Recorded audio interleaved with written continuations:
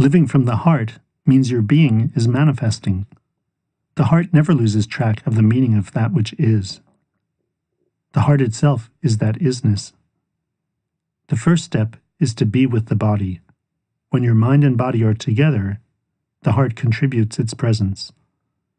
You are what you see in the mirror, but you are also what produces that image. If you see both, you are seeing from the heart.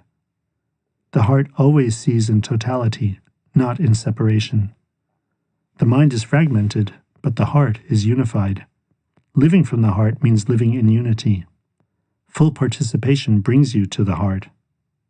Body comfortable brings you to the heart. No extra, no judgment, mutual support, no force. Each of the 9 principles of harmony brings you to the heart.